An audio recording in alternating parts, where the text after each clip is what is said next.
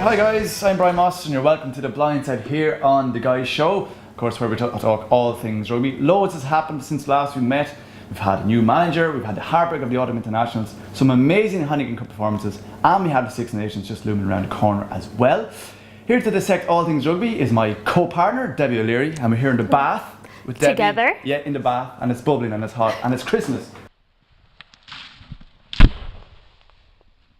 Let's talk about the Heineken Cup. I mean, where do you start?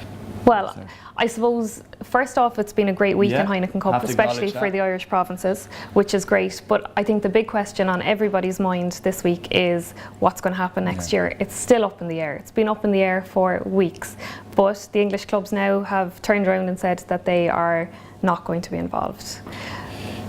Yeah, I mean, we were talking about this before. I mean, we don't know. Firstly, nobody knows. The best fortune in the world cannot predict what's going to happen. Yeah.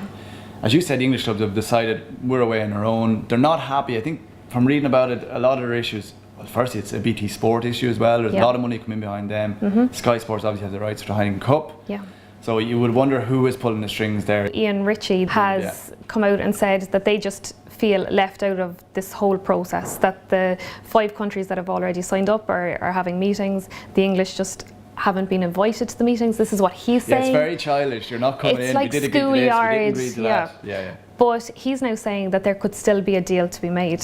So we just don't know. It's, I mean, and I suppose from their point of view, they're representative of the clubs who want the best deal. They want the best money. They put an awful lot of money into it. They don't seem to get an awful lot of money out of their saying as well. Yeah. And like you, from purely of a meritocracy, is what they're looking for. So the word they're using is people should qualify on merit as opposed to.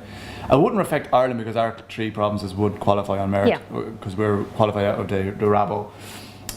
But you can see why 2 clubs from Italy automatically get in, or 2 clubs from Scotland automatically get in, and Wales, where they would if it was a situation they had to qualify by playing one of the English clubs, they wouldn't have a hope. I mean, your Italian clubs, but from the IRB's point of view, they want to expand the game, so you need to have.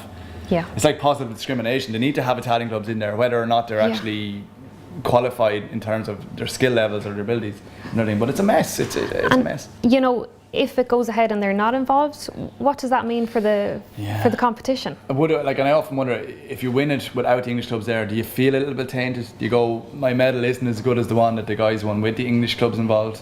Well, I mean, in the European competition, you want to play against the best. Yeah, absolutely. And if I know that maybe the England teams haven't dominated, but it's still they're a big team. You know, they're integral for it to be a European Cup. So now, and the English teams now are saying that maybe that there'd be an Anglo-Welsh derivative of this, and they've been kind of trying to steal the Welsh from the Cup as well and turn their heads. So it is very schoolboyish. But as you mentioned, we did a great performance. Leinster went to Franklin Road, Northampton. That's a great rugby occasion. Going to the Stoop, going to these places for Irish clubs, it was a huge deal, and it drove so much interest in the game. Without the English clubs, is it the same passion going over to some parts of Italy where there's very little people in the stadium? You know, going to parts of France where there isn't the same level of buy-in support. You know, I don't think there is, and I think the competition will suffer.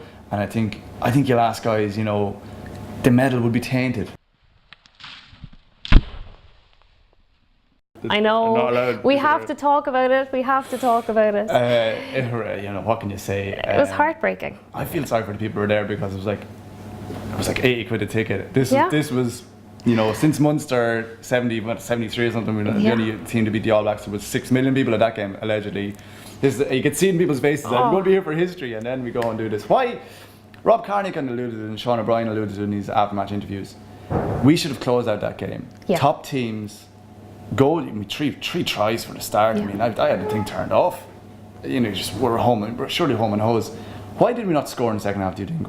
Like, why just can't we close? Is it lack of belief that we're not good enough? We should have closed it down. I mean, you know, Sexton missing that kick at the end, it didn't help. And actually welling up as we speak. But New Zealand being the team they are, best in the world, of course they're going to take an opportunity. And you know, when the chips are down, they're going to. They just ran away with it at the end. But we should have closed it down. We were so close. But we bullied them. The first half, we dominated play. You know, it was just a different team. But why can't it be like that all the time? This is the thing. And do you think, I know we've talked about it, Smith, the big thing with Smith is his consistency. Yeah. With Leinster was consistency. You knew week in, week out where you were with Leinster. Okay, they may have not won every game, won 90% of them, but it was a consistency of performance. And that's something Kidney kind of lacked towards the end. Do you think that's the big thing he can bring? Is, okay, you did it against New Zealand, Six Nations, first game up. Let's bring that consistency, because it's different at international level. You don't have them every day of the week or something. No, but he demands the highest out of his players, and I think that's great. And the fact that he comes so highly rated from Brian and Paul, I mean, I think that's a big reason that Brian extended his contract this year. You know, so I think that's a really good sign that he's got the respect of the players. So, and I think ultimately what Ireland have been trying to achieve for years is that they have a 30-man squad that's the best. That the players sitting on the bench are going to be just as good as the players on the pitch. We're not there yet, but I think that if anybody can do it, Schmidt can do it. Yeah. I would imagine though as well, I'd make the point that in the Six Nations where he hasn't week on week and hasn't for a period of maybe 6 weeks together, that's where you see the real strength of Smith. So Brian, Six Nations predictions? I think he's doing well. I think we'll be in with a shout. I think Wales at home is a huge game, and France away, and I expect us to get some in England. So I think we'll be in with a shout coming to the last weekend, which I think is what people want. Yeah. You know, not like the Paddy's weekend. This time it's usually England, Wales, France, and the whole build up to the weekend. I think we'll be in with a shout. Whether we can do it or not, I think we're a little bit short. Well, I think if we can bring the momentum of the New Zealand game. Yes. But can we though? Well, whatever was said in the dressing room before that match, if they recorded that speech and brought it for every one of these Six Nations games, wouldn't it be great? I mean, they've done it. They know they can do it. Just the fear though I have is that they know they can do it, and the expectation that first home game, I think we're first up against Scotland first. Presumably we could beat that. Well, definitely we're expected to win that one. Yeah. I mean, without doubt. And as well as that, the England and France play the first weekend together in France. Okay, I think that will tell a lot who wins that game. Yeah. Schmidt must take, you know, confidence in the fact that all the provinces are doing well. It means that he's got great selections for going forward. And as well as that, he's got to see, he has, you know, a few games now before Christmas and after Christmas before he has to make team selections. So he'll get to see a few of the younger guys play, and you know, he's got a good pick of players now. They're all playing well. So that's it from us guys here in the Bath pub.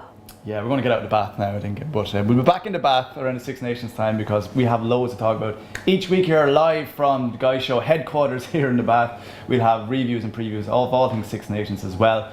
And you can get all our details, I think, around there somewhere. So from now, from the two of us, from this fella here, have a happy Christmas, and we'll catch you in the new year. Good luck.